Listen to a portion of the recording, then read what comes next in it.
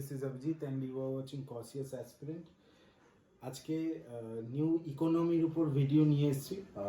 আজকে দেখো ইন্ডিয়ান ইকোনমিটা আমি শুরু করছি। এবার দেখো ইন্ডিয়ান ইকোনমি শুরু করার আগে কিন্তু আমাদের একটা বিষয় মাথায় রাখতে হবে যে তার যে টার্মসগুলো আছে, যে শর্ট ফর্মসগুলো আছে, ওগুলো কিন্তু আমাদেরকে আগে জানতে হবে। তো সেইগুলো কিন্তু ছাড়া ওই বিষয়টা ধরো আমরা জানলাম না, একটা বেসিক ব্যাপার থেকে কি শুরু করলাম না, হুট করে ঢুকে গেলাম একটা ব্যাংকিং সেক্টরে, একটা ধরো ইনফ্লেশন চ্যাপ্টারে, কিংবা এগ্রিকালচার, কিংবা ইন্ডাস্ট্রি, বা আমাদের যে ইকোনমিক বেসড কারেন্ট অ্যাফেয়ার্স আছে সেই চ্যাপ্টারে। তো সেইগুলোতে ঢুকে গিয়ে হুট করে আমরা কিছু বুঝতে পারবো না, কারণ এরকম অনেক নিউ কামার্স থাকে যারা ইন্ডিয়ান ইকোনমি সম্পর্কে কোনোদিনই একাডেমিক লাইনে পড়েনি বা তাদের কোনো ধারণা নেই। এমন অনেক স্কুল আছে যেখানে হয়তো ইন্ডিয়ান পলিটি আর ইকোনমি এরকমভাবেই ব্যালেন্স করা ছিল যে একটা নিলে আর একটা নেওয়া যাবে না। এরকম অনেক জায়গায় অনেক একাডেমিক লাইনে অনেকের ইচ্ছা থাকা সত্ত্বেও কিন্তু অনেকে সাবজেক্ট চুজ করতে পারে না। তো সেই কথাগুলো মাথায় রেখে আমি আগে টার্মস নিয়ে এসেছি কিছু শর্ট ফর্ম, যেগুলো মোস্ট ইম্পর্টেন্ট ফর্ম, যেগুলো আমাদের না জানলেই নয়, সেগুলো আমাদের হেল্প করবে আগামী দিনে। সেই টার্মসগুলোকেই আমি তুলেছি। সেই অর্গানাইজেশনের নাম, কিংবা কোনো যোজনা, গভর্নমেন্ট যে নানা রকম যোজনা করে সেই যোজনা, কিংবা কোনো ব্যাংকের নাম, কিংবা আদার কোনো গ্লোবালি কোনো অর্গানাইজেশন। তো প্রত্যেকটার থেকে যেগুলো মোস্ট ইম্পর্টেন্ট তার কিছু কিছু ডেটা আমি তুলে ধরছি, আর যেগুলো অতটা বেশি ইম্পর্টেন্ট না, জাস্ট তার ফুল ফর্মটা আমি লিখে ছেড়ে দিচ্ছি, কারণ ওগুলো পরে ইলাবোরেটলি আমরা পড়ে নেব বিভিন্ন চ্যাপ্টারে। জাস্ট আমরা নামগুলো জেনে রাখি। তো ফার্স্ট দেখে নিই AAY অন্তর্দয়া অন্ন যোজনা। এটা অন্ন মানে ভাত, তো এটা হিন্দিতে আছে, ইংলিশে লেখা রয়েছে, নামটা হিন্দিতে ছিল। তো অন্ন যোজনা দেখেই আমরা বুঝতে পারছি এটা কোনো ফুড প্রোগ্রাম। তো এইটুকুই আমরা আপাতত জানি, পরে এর বিবরণটা আমরা পড়ে নেব। ADB হচ্ছে Asian development bank. Asian development ব্যাংকের কথা আমরা বিভিন্ন খবরের চ্যানেলে, কিংবা যারা হিন্দু নিয়মিত পড়ো বা ইন্ডিয়ান এক্সপ্রেস পড়ো বা টেলিগ্রাম চ্যানেলে বিভিন্ন রকম যে গভর্নমেন্ট আপডেটসগুলো পাও, সেইগুলো যারা ফলো করো, নিশ্চয়ই এশিয়ান ডেভেলপমেন্ট ব্যাংকের কথা কিন্তু তোমরা জেনে থাকবে। তো এর যে প্রেসিডেন্ট, এডিবির প্রেসিডেন্টটা আমি একটু লিখি। এডিবির প্রেসিডেন্ট হচ্ছে মাসাতসুগু আসাকাওয়া।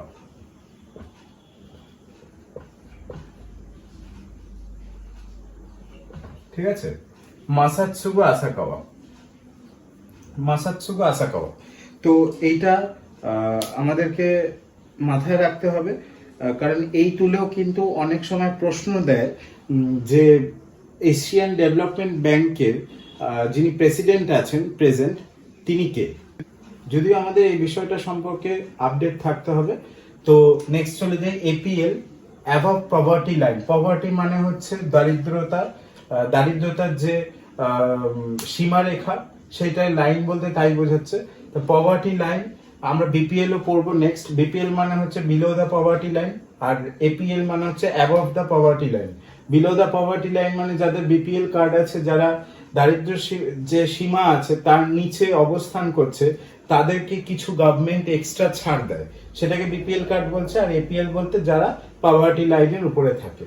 BCR, balance from current revenues, এটা আর একটা অন্য টার্মস রয়েছে। এই বিষয়টা সম্পর্কে বুঝতে গেলে আমাদের অনেকটা বড় করে বুঝতে হবে। তারপরে চলে যাই BIFR, board for industrial and finance reconstruction. বোঝাই যাচ্ছে ইন্ডাস্ট্রি আর ফিন্যান্স নিয়ে ব্যাপার আছে। মোটামুটি এই টার্মসগুলো মনে রাখবে যে ইন্ডাস্ট্রি আর ফিন্যান্স নিয়ে এই BIFR-টা গড়ে উঠছে। BOP, ব্যালেন্স অফ পেমেন্ট, এটাও তাই, আমরা পরে পড়বো। BOT হচ্ছে ব্যালেন্স অফ ট্রেড। চলো নেক্সট দেখো, এখানে আরেকটা দিয়েছে BSE, বোম্বে স্টক এক্সচেঞ্জ। তো বোম্বে স্টক এক্সচেঞ্জ সম্পর্কে আমাদের কিছু জানতে হবে। দেখো ফাউন্ডেশন ইয়ারটা কবে, তো 1875। এটা হচ্ছে oldest stock exchange of India. ঠিক আছে, তো এর প্রেজেন্ট চেয়ারম্যান কে আছেন? বিক্রমাজিৎ সেন। তো লিখে ফেলি, প্রেজেন্ট চেয়ারম্যান হচ্ছে বিক্রমাজিৎ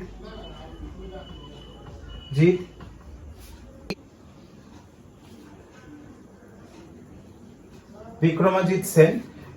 নেক্সট হচ্ছে দেখো এমডি অ্যান্ড সিইও যিনি আছেন উনি হচ্ছেন আশিস কুমার চৌহান, যিনি সিইও আছেন বা এমডি ম্যানেজিং ডিরেক্টর, তিনি হচ্ছেন আশিস কুমার চৌহান।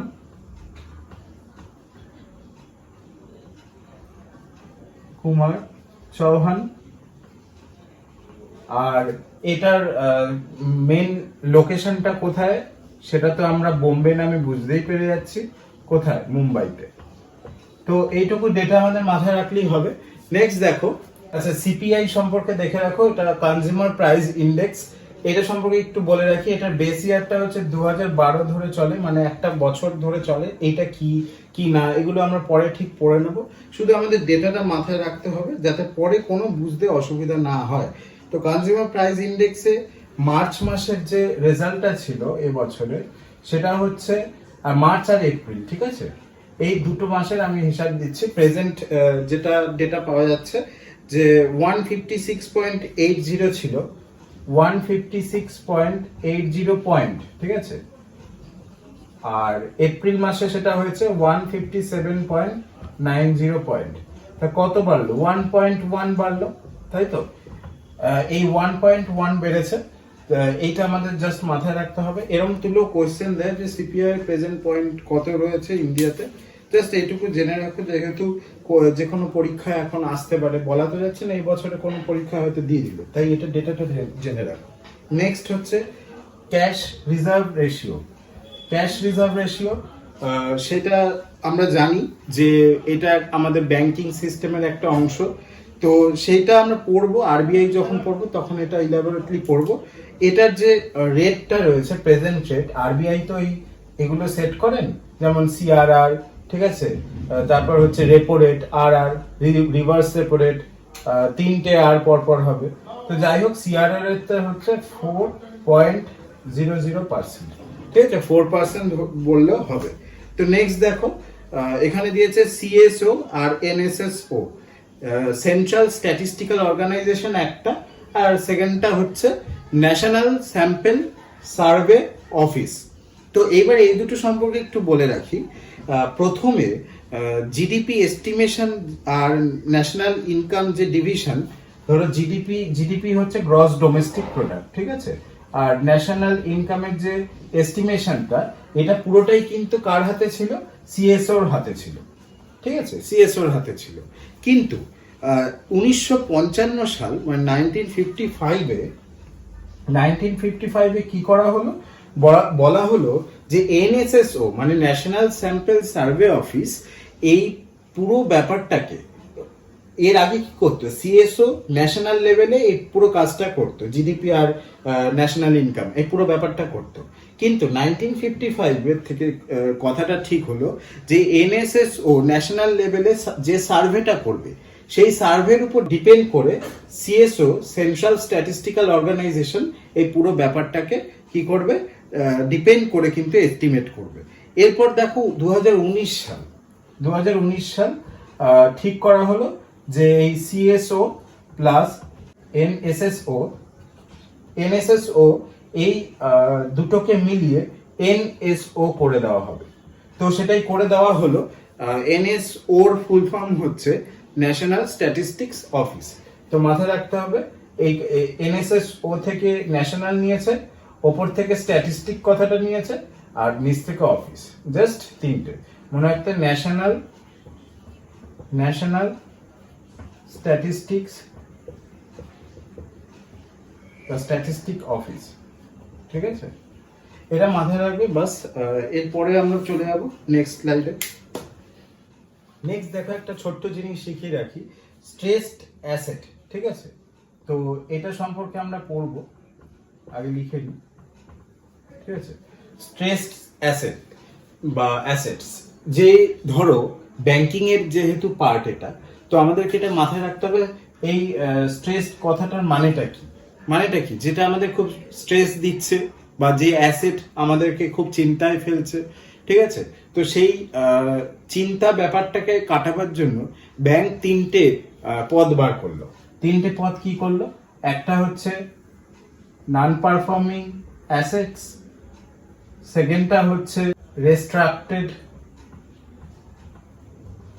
অ্যাসেটস, আর তারপরে যেটা হচ্ছে রিটেন অফ অ্যাসেটস।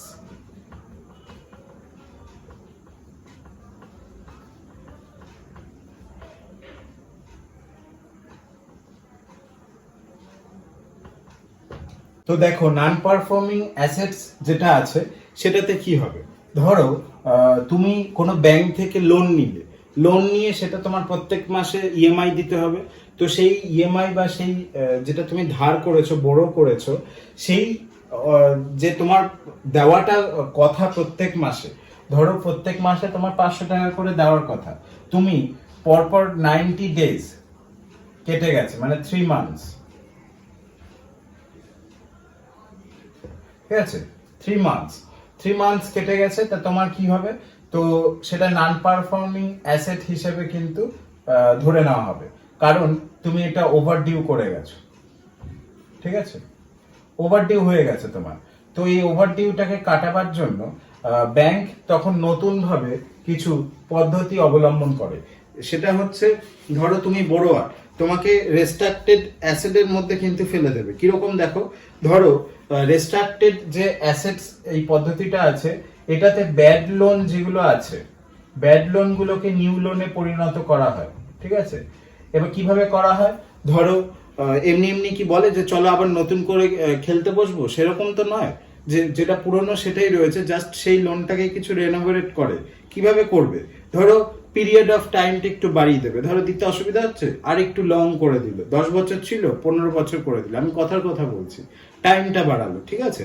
তারপর ধরো কোনো ইন্টারেস্ট রেট যেটা ছিল সেটা কমিয়ে দিল, কিন্তু সেটা যাতে পায় ব্যাংক বিভিন্নভাবে সেটা চেষ্টা করলো, তাতেও দেখা গেল টাকাটা পেলো না। এবার বছরের শেষে যখন রিটেন অফ অ্যাসেটস এর ইয়েটা রেজাল্টটা বেরোচ্ছে, তখন কিন্তু দেখা গেল যে কোনোভাবেই কিন্তু সে বড়োয়ারের থেকে টাকাটা পায়নি। তখন কি করতে হলো, তখন করলো কি, তখন অন্য একটা পথ অবলম্বন করলো। তো সেই পথটা অন্য, ওরা তখন ঠিক করে যে কোন বড়োয়ারকে কিভাবে তারা ট্রিট করবে।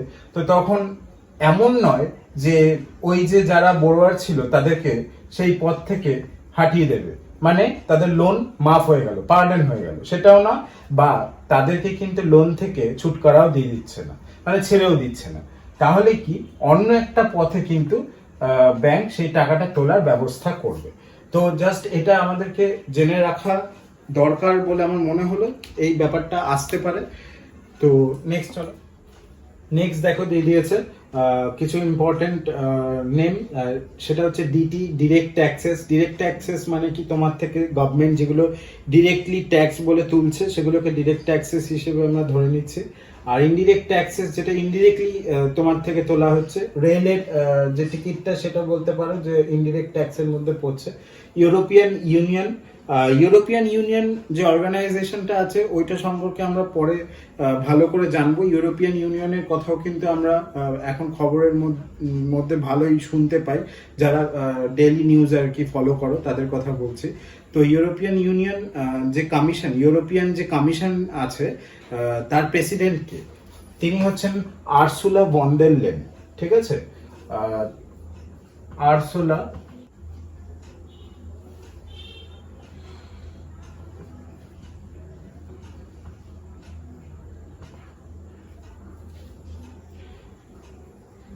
আরসুলা ভন ডের লেয়েন।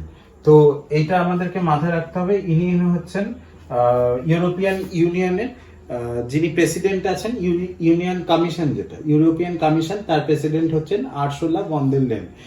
তিনি একজন উমেন। তো তার ব্যাপারটাও আমরা পরে জানবো। 2019-এর 1 ডিসেম্বর কিন্তু উনি ওনার অফিসটা শুরু করেছেন, ঠিক আছে, মানে অফিসটা লিড করছেন। নেক্সট চলে যাই এফডিআই, ফরেন ডিরেক্ট ইনভেস্টমেন্ট। এটাও আমাদেরকে মাথায় রাখতে হবে। ফরেনের বিভিন্ন রকম ইনভেস্টমেন্টের যখন আমরা চ্যাপ্টারে আসবো তখন কিন্তু এই ফরেন ডিরেক্ট ইনভেস্টমেন্ট সম্পর্কেও আমরা জানবো। এফডব্লিউপি, ফুড ফর ওয়ার্ক প্রোগ্রাম, এইটাও কিন্তু 4th 5-year প্ল্যান থেকে শুরু করে 6th 5-year প্ল্যান যেটা ছিল, সেই পরিকল্পনার মধ্যে কিন্তু এর ভূমিকাটাও যথেষ্ট আছে। তো এইটা সম্পর্কে আমরা যখন 5 ইয়ার প্ল্যান চ্যাপ্টার পড়বো তখন এটা পড়বো। তো নেক্সট চলে যাচ্ছি ফিসকাল ইয়ার। FY মানে হচ্ছে ফিসকাল ইয়ার, মানে হচ্ছে তোমার একটা বছর, একটা বিজনেস ইয়ারের কথা বলা হচ্ছে। আর এই যে 5 ইয়ার প্ল্যান যেটা FYP সেটা। তো দেখো 5 ইয়ার প্ল্যান কবে থেকে শুরু হয়েছিল, 1951 থেকে শুরু করে 2017 অবধি কিন্তু এটা এক্সটেন্ড করেছিল। তারপর কি চলে এলো, নীতি আয়োগ, ঠিক আছে, তারপর চলে এলো নীতি আয়োগ। দেখো নীতি আয়োগ এসছে 15তে, ঠিক আছে, 2015তে 1 জানুয়ারি এসছে। তো সে তারপরে এই যেটা চলছিল 5 ইয়ার প্ল্যান, ওটা 2017 অব্দি এক্সটেন্ড করা হয়েছিল, চলার পর ওটা স্টপ করে নীতি আয়োগ কিন্তু এখন রয়েছে। তো নেক্সট চলে যাই। তো নেক্সট দেখো এখানে দিয়ে দিয়েছে গেইলের কথা আমরা শুনেছি, শর্ট ফর্মে user, gas authority of India.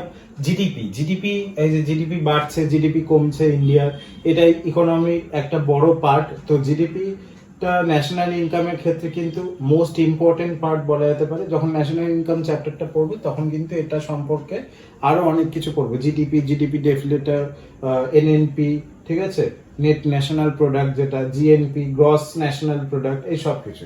তো গ্রস ন্যাশনাল প্রোডাক্ট, এই জিডিপি মানে তো একটা তোমার ফিসকাল ইয়ারের পুরো যা যা গুডস অ্যান্ড সার্ভিসের যা যা লেনদেন হয়েছে এই সব কিছুর একটা হিসেব, ঠিক আছে। কিন্তু জিএনপির ক্ষেত্রে যেটা, জিএনপি হচ্ছে GDP plus net factor income abroad, ঠিক আছে, NFI, এটা মাথায় রাখতে হবে। তো এটা হচ্ছে এটা সূত্র, ঠিক আছে, জিএনপি সূত্র। তাই নেট ফ্যাক্টর ইনকাম অ্যাব্রড এটা কি হচ্ছে, এক্সপোর্ট মাইনাস ইম্পোর্ট, ঠিক আছে। এক্সপোর্ট কি, ধরো আমরা নিজেদের দেশে কিছু জিনিস বানালাম, ওটা বিদেশে বিক্রি করে দিলাম, ঠিক আছে, এবার সেখান থেকে কিছু টাকা পেলাম। আর ইম্পোর্ট মানে হচ্ছে ধরো আমার দেশে কোনো জিনিস বা চাল উৎপাদনের যথেষ্ট অ্যাবিলিটি নেই, তো আমাকে বাইরে থেকে কিনতে হবে, ঘরে বানাতে না পারলে কি দোকান থেকে কিনে আনতে হয়। তো সেই রকমই বাইরের বিদেশের কোনো কান্ট্রি থেকে যখন আমরা কোনো মাল নিয়ে আসি আমাদের পয়সাটা চলে যায়। তো এক্সপোর্ট আর ইম্পোর্টের ভাবনাটা কিন্তু বুঝলে। এবার ধরো আমরা এক্সপোর্ট করে যে টাকাটা পাচ্ছি, ইম্পোর্ট করে তার ডবল টাকা খরচা হয়ে যাচ্ছে, তাহলে কি হচ্ছে, যেটা রেজাল্ট আসবে, ধরো রেজাল্ট 1 যদি আসে সেটা মাইনাসে আসবে। কারণ ধরো আমরা একটা জিনিস বিক্রি করে 100 টাকা পেলাম, কিন্তু দেখা যাচ্ছে জিনিসটা অন্য কোনো জিনিস বানাতে, ধরো ভাত বিক্রি করে আমরা 100 টাকা পেলাম, কিন্তু ওদিকে দেখা যাচ্ছে যে পেঁয়াজ আলু কিনতেই আমাদের টাকা চলে যাচ্ছে 200। তাহলে কি হচ্ছে, যদি এদিকে 200 বসে আর এদিকে 100 বসে, তাহলে কি -100-তে সবসময় রান করছে, তাই তো, -100-তে রান করবে, কারণ বড়র আগে মাইনাস থাকলে মাইনাসটাই নেবে রেজাল্টে। তো সেটাই হচ্ছে জিএনপি। আমাদের ইন্ডিয়ার পজিশনটা আমি জাস্ট বললাম যে -100, এটা একটা জাস্ট এক্সাম্পল দেখালাম। তো এটা হচ্ছে formula, GDP plus net factor income abroad. এরপরে যাচ্ছি GVA, গ্রস ভ্যালু অ্যাডেড, এটা একটা মেথড। ন্যাশনাল ইনকামে যখন পড়বো চ্যাপ্টারটা তখন এটা দেখতে পাবো। HDI, human development index.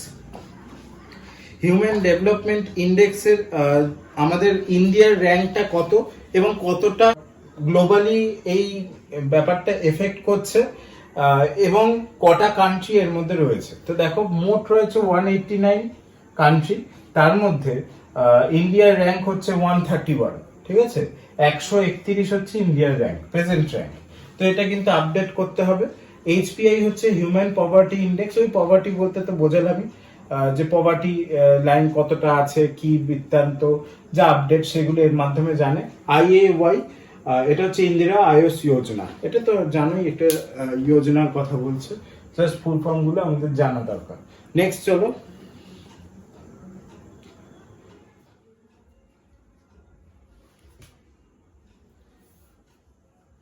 First দেখো ICDS, integrated child development service.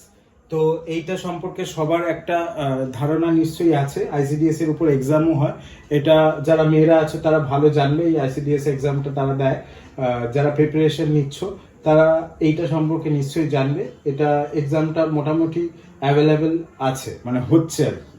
ICPS, এটা হচ্ছে ইন্টিগ্রেটেড চাইল্ড প্রোটেকশন স্কিম, এটা একটা scheme.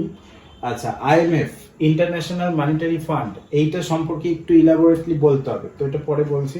আইআরডিপি integrated rural development programme, ঠিক আছে। রুরাল মানে হচ্ছে গ্রামীণ এলাকা, ঠিক আছে। রুরাল মানে গ্রামীণ, আর আরবান মানে হচ্ছে শহুরে জায়গা। তো রুরাল ডেভেলপমেন্ট মানে বোঝা যাচ্ছে যে রুরাল যেটা আমাদের কি গ্রামীণ এলাকা আছে সেটাকে কি ডেভেলপ করবে, এটার কোনো প্রোগ্রাম। তো এরপর দেখো ICAR, Indian council of agricultural research.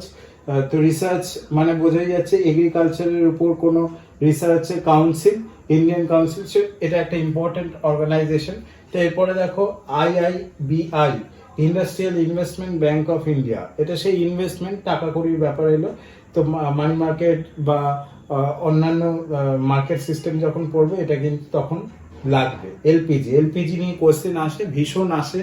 Economic reforms, economic reforms 1991, এইটা কিন্তু মোস্ট ইম্পর্টেন্ট, এইভাবে তুলে দেয়। ইকোনমিক রিফর্মস কবে হয়েছিল? 1991-এ হয়েছিল। এই এলপিজি সিস্টেমটা তখন চালু হয়েছে। লিবারালাইজেশন, প্রাইভেটালাইজেশন, গ্লোবালাইজেশন, ঠিক আছে, এই তিনটে কিন্তু হয়েছিল। তো এই ব্যাপারটা তো আমরা বুঝলাম। এবার চলে যাই আইএমএফ এর কাছে। দেখো আইএমএফ এর কিছু ডেটা নিয়ে চলে এসেছি। ফাউন্ডেশন ইয়ারটা হচ্ছে 1945, 27 ডিসেম্বর। আইএমএফ এ এটা একটা ইম্পর্টেন্ট অর্গানাইজেশন। ইন্টারন্যাশনাল কথাটা থেকে আমরা বুঝতে পারছি কি এটা আমাদের আন্তর্জাতিক লেভেলের কথা বলছে। ন্যাশনাল লেভেল মানে ইন্ডিয়ান লেভেলের উপর ডিপেন্ড করে কিন্তু এই অর্গানাইজেশনের কথাটা আমরা পড়বো না, ঠিক আছে। তো এর কথা আমরা যখন পড়ছি তখন আগে দেখে নিই যে ইনি মেন যে ম্যানেজিং ডিরেক্টর আছেন মানে এমডি, ঠিক আছে। এমডি কে? এমডি হচ্ছে ক্রিস্টালিনা জিওর্জিভা। তা আগে কে ছিল? ক্রিস্টিনা লাগার্ডে ছিল, ঠিক আছে। এর আগে যিনি ছিলেন তিনি হচ্ছেন ক্রিস্টিনা লাগার্ডে। তো এখন হচ্ছে ক্রিস্টালিনা জিওর্জিভা আছে। তো এরপর দেখো ইউএন মানে ইউনাইটেড নেশনস, ঠিক আছে। এটা হচ্ছে প্যারেন্ট অর্গানাইজেশন, পিও লিখলাম, ঠিক আছে।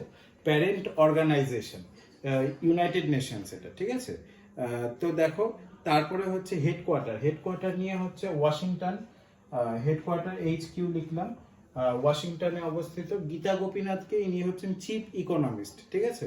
ইনি হচ্ছেন চিফ ইকোনমিস্ট,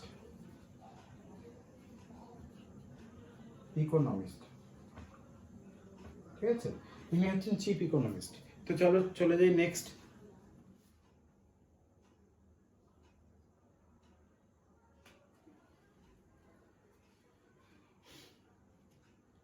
নেক্সট দিয়ে দিয়েছে দেখো LAF, লিকুইডিটি অ্যাডজাস্টমেন্ট ফ্যাসিলিটি। তো আমাদেরকে মাথায় রাখতে হবে যে আরবিআই যখন আমরা পড়বো এরকম অনেক কিছু টার্মস আছে, এগুলো কিন্তু আমাদেরকে মাথায় রাখতে হবে। যেমন SLR, repo rate, reverse repo rate, bank rate, ঠিক আছে। এগুলো সম্পর্কে আমাদেরকে কিন্তু মাথায় রাখতে হবে। তো এগুলোর কিছু রেট আছে, সেগুলো আমি পড়ে দেবো। এখনের যে প্রেজেন্ট রেটটা আছে সেটা আমি রেডি করে রেখেছি। তো সেই প্রেজেন্ট রেটগুলো আমি করে দেবো। এখন SLR যেহেতু আছে আমি এই রেটটা লিখে দিচ্ছি। স্ট্যাটিউটারি লিকুইডিটি রেশিওর এখন রেট হচ্ছে 18%, ঠিক আছে। 18% কিন্তু এখন রেট রয়েছে। তো চলো এরপর আমরা শুরু থেকে পড়ি লিকুইডিটি অ্যাডজাস্টমেন্ট ফ্যাসিলিটি। তারপর দেখো নাবার্ড, নাবার্ডের কথা সবাই জানে। নাবার্ডের ব্যাংকের কথা, যেটা রুরাল ডেভেলপমেন্টের ক্ষেত্রে প্রচুর এর কন্ট্রিবিউশন রয়েছে। তো national bank for agriculture and rural development. তো বলেছিলাম গ্রামীণ ব্যবস্থা ডেভেলপমেন্টের জন্য এটা অনেক কন্ট্রিবিউশন আছে। NBFC, non banking finance company, তো এইগুলো অনেক আছে। নন ব্যাংকিং ফিনান্স কোম্পানি প্রচুর আছে, প্রাইভেট। তো সেইটা কিন্তু আমাদের যখন মার্কেট পলিসি বা মার্কেট নিয়ে পড়বো তখন কিন্তু এইটা আমরা পড়বো, তখন এইটা কিন্তু তখন আমাদের মনে করতে হবে। আচ্ছা, OMO, এটাও কিন্তু একটা market control policy of RBI, open market operation যেটা, ঠিক আছে। বন্ড কেনা বেচা হয়, গভর্নমেন্ট বন্ড, ঠিক আছে। এই গভর্নমেন্ট বন্ড কেনা বেচার মাধ্যমে RBI কি করে, মার্কেটে যদি ইনফ্লেশনারি সিচুয়েশন চলে তো তখন এইটার মাধ্যমে সেটাকে কন্ট্রোল করে মার্কেটটাকে। SLR বললাম। ONGC হচ্ছে 1956 foundation year. Oil company, oil and natural gas commission. এরপর দেখো ওপেক, ওপেক হচ্ছে organisation of petroleum exporting countries. চলো চলে যাই নেক্সট। আচ্ছা, নেক্সট এবং লাস্ট যে ফর্মগুলো নিয়েছি এগুলো হচ্ছে সবচেয়ে ইম্পর্টেন্ট। এগুলো কিন্তু আমাদের যত এগোবো তত কিন্তু আমাদেরকে এই বিষয়গুলো সম্পর্কে জানতে হবে। ফার্স্ট দিয়েছি দেখো রিজার্ভ ব্যাংক অফ ইন্ডিয়া, যেটা আমাদের টাকাতে কিন্তু আমরা দেখতে পাই আরবিআই এর কথা। সেটা কত সালে কিভাবে প্রতিষ্ঠা হচ্ছে ওই সম্পর্কে একটু ছোট্ট করে বলে রাখি। 1934-এর অ্যাক্টের মাধ্যমে 1935 সালে কিন্তু এটা এস্টাবলিশড হচ্ছে। তো কোন কমিটির রিকমেন্ডেশন ছিল? হিলটন ইয়াং কমিটি 1926, ঠিক আছে। হিলটন ইয়াং কমিটি যেটা ছিল, হিলটন ইয়াং কমিটি 1926-এর রিকমেন্ডেশনে কিন্তু 1934 অ্যাক্ট পাস হয়, 1935-এ এস্টাবলিশ হয়ে যায়। তো এরপর দেখো নাবার্ডের আগের আমি বলিনি এস্টাবলিশমেন্ট ইয়ারটা, সেটা হচ্ছে 1982 12ই জুলাই, ঠিক আছে। তো এটাও কিন্তু ইম্পর্টেন্ট। দেখো SEBI, securities and exchange board of India, এটা কিন্তু আমাদেরকে মাথায় রাখতে হবে যখনই আমরা মার্কেট পলিসি বা মানি মার্কেট বা ব্যাংকিং স্ট্রাকচার সম্পর্কে পড়বো, তখন আরবিআই, নাবার্ড, সেবি এগুলো কিন্তু আমাদেরকে পড়তে হবে, ঠিক আছে। তারপর ধরো স্টেট ফিনান্স কর্পোরেশন, এসএফসি যেটা আছে, ঠিক আছে। তারপর ধরো IFCI, industrial finance corporation of India, এই সব কিছু আমাদেরকে কিন্তু পড়তে হবে। তো সেবিটা সম্পর্কে আমাদের একটু জানতে হবে। ধরো নরসিমা কমিটি যেটা ছিল, তার রিকমেন্ডেশনে কিন্তু এই সেবি ফাউন্ডেশনের কথাটা ফার্স্ট ওঠে। তো ইন্ট্রোডিউস হয়েছিল, ধরো এটা স্টার্ট হয়েছিল 1988-এ, ঠিক আছে। 1988-এ কিন্তু এটা স্টার্ট হয়, কিন্তু যে স্ট্যাটিউটারি যে স্ট্যাটাসটা সেইটা কিন্তু পাচ্ছে 1992-তে, ঠিক আছে।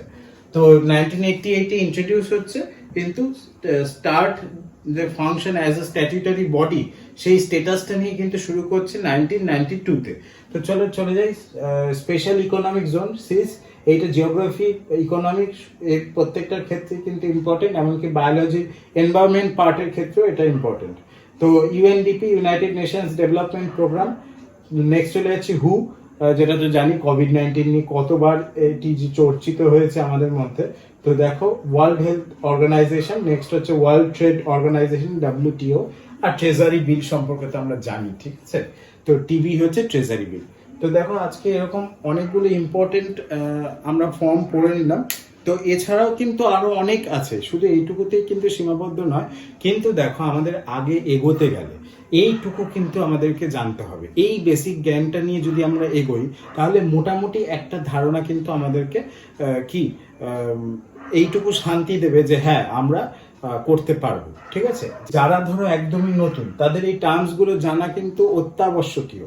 তো মানে এটা অনেক বেশি আবশ্যক হয়ে পড়ছে, ইম্পারাটিভ তাদের জন্য। তো সেটাই বলছি।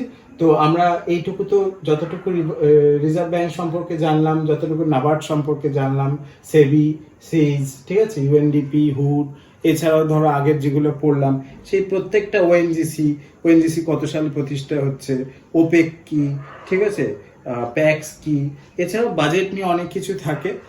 সেইগুলো শর্ট ফর্ম আছে, কিন্তু সেগুলো অতটা ইম্পর্টেন্ট না, ওগুলো আমরা পড়তে পড়তে শিখে নিতে পারবো। আদার্স যেসব অর্গানাইজেশন, যোজনা প্রচুর আছে, কিন্তু সবকটা তো একসাথে দেওয়া যায় না, তাহলে ভিডিও বিশাল বড় হয়ে যাবে। তো যাই হোক, নেক্সট আমরা যত আরো পড়বো তত আরো জানবো। তো নেক্সট আমি জিআই এর উপর আর একটা ভিডিও আপলোড করার ইচ্ছা আছে। তো ইকোনমিকের ভিডিওটা আস্তে আস্তে আমি আপলোড করে দেবো, প্রত্যেকটা চ্যাপ্টার ওয়াইজ ইলাবোরেট ডিসকাশন। আর লাইক, সাবস্ক্রাইব, শেয়ার এটা কিন্তু অবশ্যই জরুরি। কারণ দেখো এইগুলোর মাধ্যমে কিন্তু আমি আরও এনথু পাবো, তাতে কি হবে, আরও ডেটা কালেক্ট করে আরও কিছু তোমাদেরকে নতুন নতুন দিতে পারবো। তো যাদের ধরো ইংলিশ বাংলায় সমস্যা, সমস্ত বই ইংলিশের, হ্যাঁ এটা একটা সমস্যা যে প্রত্যেকটা বই যেগুলো একদম স্ট্যান্ডার্ড লেভেলের বই আছে, যেগুলো সত্যি আমাদের পরীক্ষার জন্য অনবদ্য কন্ট্রিবিউশন রাখছে, সেই বইগুলো পড়তে গেলে কিন্তু পুরো ইংলিশেই পড়তে হবে। তো এবার সেই সম্পর্কে অনেকের সমস্যা থাকতে পারে। তো তাই আমি কসিয়াস অ্যাসপিরেন্ট কিন্তু সেই হিসেবে তোমাদেরকে যথেষ্ট হেল্প করবে এবং করছে। তো তাই বলছি, লাইক আর সাবস্ক্রাইবটা অবশ্যই জরুরি। আরও তোমার বন্ধুদের দেখার সুযোগ করে দাও, তাদেরও বলো সাবস্ক্রাইব করতে, যাতে তারা, আর সঙ্গে বেল আইকনটা ক্লিক করবে যাতে করে লাস্ট যে আপডেটগুলো থাকবে তারা যাতে পায়। তো সেই সুযোগটাও তোমরা কিন্তু করে দিও। তো দেখা হচ্ছে পরের ভিডিওতে। জয় হিন্দ।